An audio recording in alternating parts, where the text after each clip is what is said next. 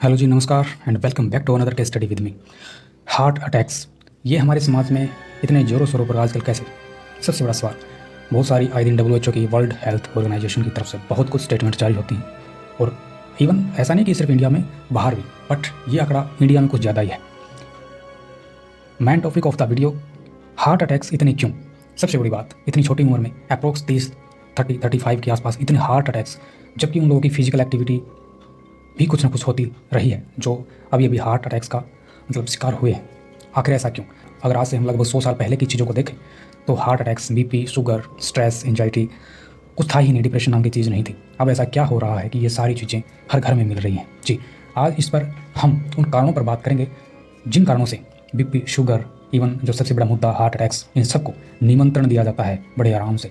समझ रहे हो बात को? तो मत दीजिए इन्विटेशन इन ऐसी दिक्कतों को जो दिखते हैं आपको अंदर तक डैमेज करती हैं। नाउ, जैसे हार्ट अटैक्स की जो सिचुएशन होती है उसमें ये थ्योरिकल है कि अप्रोक्सीमेटली 20 से 30 मिनट के अंदर इंसान इस दुनिया से विदा हो चुका होता है। 20 से 30 मिनट का वो संघर्ष, 20 से 30 मिनट की वो जद्दोजहद इतनी भयानक होती है कि इंसान को इस दुनिया को छोड़ना पड़ता है। इतना भयानक होता है हार्ट अटैक्स का सिनेरियो। मैं सिर्फ इतना बोलना चाहूँगा कि हार्ट अटैक्स पहले नहीं आते थे, अब क्यों आ रहे हैं? हमारी टेक्नोलॉजी इतनी एडवांस हो चुकी है, नॉलेज इतनी बढ़ चुकी है, एजुकेशन इतनी बढ़ चुकी है, इंटरनेट इतना विकसित हो चुका है, हर घर में आप अपने घर बैठे कुछ भी नॉलेज ले सकते हो। मतलब चीज़ें इतनी एडवांस टच में हैं, उसके बावजूद पहले की बजाय अब हार्ट अटैक्स और ये जितनी भी दिक्कतें और ये जितनी भी डिजीज़ मैंने आपको गिनवाई, ये नहीं थी। आज क्यों है? सबसे बड़ा सवाल।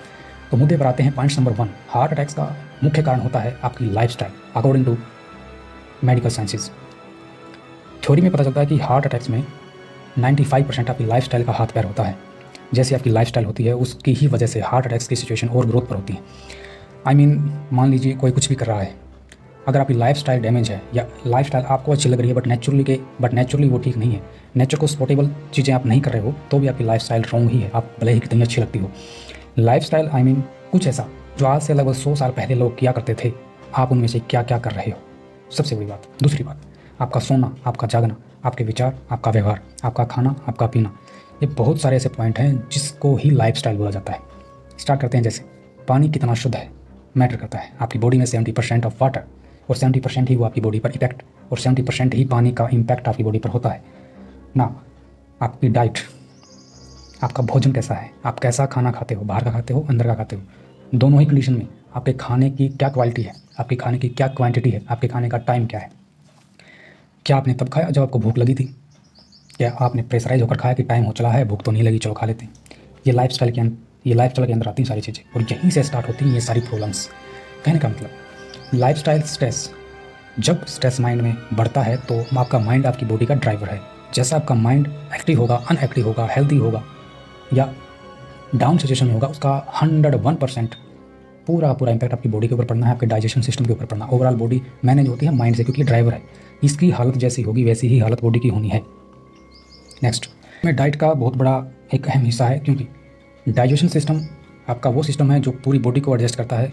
डाइजेशन सिस्टम से ही आपको एनर्जी प्रोवाइड होती है। जो आपने खाया वो अच्छे से डाइजेस्ट हुआ या नहीं, या सिर्फ आपने सिर्फ और सिर्फ खाया है, उसके बाद ये ध्यान नहीं हुआ कि वो चीज़ें पच भी रही हैं या आपको वो और नुकसान पहुंचा रही हैं। जैसे अगर आपका डाइजेशन वीक है, आपकी फिजिकल एक्टिविटी कम है, आपका लाइफस्टाइल डाउन है, आपने मान लीजिए दूध को इंटेक्ट किया, आपने मान लीजिए दूध को पिया, दूध का इंटेक हुआ, आपने मान लीजिए कोई भी ऑयल कंज्यूम किया खाने में, मान लीजिए या फ्राई करके कुछ, आपने घी को यूज़ किया, फैट, चाहे वो एनिमल हो या प्लांट बेस्ड हो, वो फैट क्या करेगा, इकट्ठा होने लग जाएगा अंदर हमारे डाइजेस्टिव ट्रैक पर, हमारी नस नाड़ियों में, जहाँ से ब्लड सर्कुलेशन पूरी बॉडी को कवर अप करता है, वहाँ वो फैट आके अटक जाएगा, जिससे ब्लड वेसल्स, जो रक्त वाहिकाएँ होती हैं, जो पूरा सिस्टम में बड़ी नाजुक चीज़ें होती हैं, जहाँ से ब्लड प्रॉपर वे में, एक स्पीड होती है ब्लड की भी, उस ब्लड की स्पीड को अगर कम ज़्यादा फ्लक्चुएशन मिलता ना, तभी वो बीपी की सिचुएशन बनती है।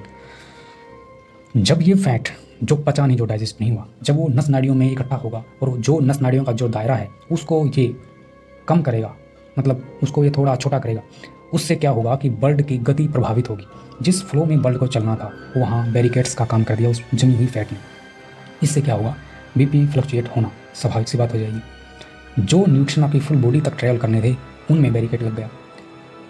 जो ब्लड घूम फिर कर वापस हार्ट की तरफ जाना था, जिससे पंप के थ्रू फिर से बॉडी में ट्रेवल करना था, वो प्रक्रिया पूरी तरीके से डैमेज हो जाए। जब वो प्रक्रिया डैमेज होती है तो ब्लड को प्रॉपर ऑक्सीजन नहीं मिलेगी, ब्लड पहुँचेगा ही नहीं प्रॉपर वे में हार्ट की तरफ, जिससे हार्ट में वाइब्रेशन क्रिएट होगा। जैसे ही हार्ट में वाइब्रेशन क्रिएट हुआ, इसी की बदौलत हार्ट अटैक की सिचुएशन बनती है। जी, कारण क्या था? आपका खान पान, आपका स्ट्रेस, आपकी डाइट और आपका फैट, और सबसे बड़ी बात आपका डाइजेशन सिस्टम। जिसने उस फैट को अगर पचा लिया होता तो वो जो फैट था, जो चिकनाई थी, वो नस नाड़ी में मत उलझती, जिससे ब्लड फ्लो ना रुकता, ऑक्सीजन का जो लेवल था वो ना गिरता, न्यूट्रिशन वैल्यू डाउन नहीं होती, हार्ट को प्रॉपर वे में ब्लड सप्लाई मिलती और हार्ट अटैक्स की सिचुएशन से आप हमेशा दूर रहते। बट ऐसा नहीं हुआ। कहाँ से स्टार्ट हुआ पूरा मामला? माइंड, फिर स्ट्रेस, फिर डाइट, लाइफस्टाइल, आपका फिजिकल एक्टिविटी सिचुएशन और आपका डाइजेशन सिस्टम। ये सारी जब कड़ियाँ मिलाएंगे तभी मिलकर ये सारी चीज़ें इकट्ठा होकर बॉडी को डेवलप करती हैं, ड्राइव करती हैं। किसी एक सिचुएशन में अगर कुछ भी डाउन होता है तो ये कड़ी एक दूसरे से जुड़ी हुई हैं, डैमेज हर जगह पहुंचता है फिर वो। और फिर इसी से BP low, BP high, sugar, anxiety, stress, digestion system weak, mind centre में ना रहना, चिड़चिड़ापन, नींद का ना आना या नींद का ज़्यादा आना, हार्ट अटैक्स जिसके ऊपर हम बात कर ही रहे हैं। ये सारी सिचुएशन कहाँ से स्टार्ट हुई? यहाँ से सारी पोजीशन स्टार्ट होती हैं और यहीं से सारी पोजीशन ठीक भी हो जाएंगी। सबसे पहले अपने माइंड सिचुएशन को ठीक कीजिए। आपका माइंड अगर बैलेंस्ड सिचुएशन में है तो आप सही निर्णय लेंगे, आप सही तरीके से दिनचर्या और रात्रिचर्या का पालन कर पाएंगे। ढंग से खाएंगे, ढंग से पिएंगे, ढंग से सोएंगे, ढंग से उठेंगे, सारी चीज़ें वेल मेंटेन होंगी। आप वो कुछ नहीं करेंगे जो बॉडी के लिए हानिकारक होगा।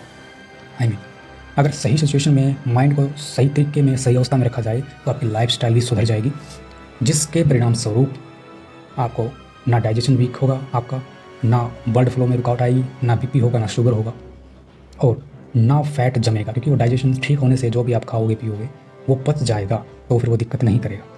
इस वीडियो में आपको कारण बताए हैं, लक्षण तो आप जानते हो, सिम्टम्स तो आप जानते ही होंगे, किसी के साथ ऐसी सिचुएशन बनती है तो।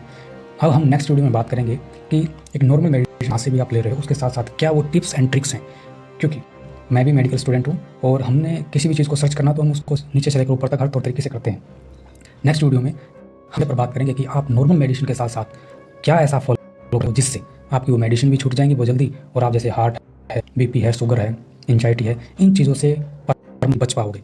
मेडिसिन के साथ साथ आपको क्या क्या पॉइंट्स फॉलो करने हैं जल्द ही शेयर करेंगे किसी नेक्स्ट वीडियो में। यहाँ तक बने रहने के लिए बहुत बहुत धन्यवाद। मिलते हैं किसी नेक्स्ट वीडियो में। नमस्कार।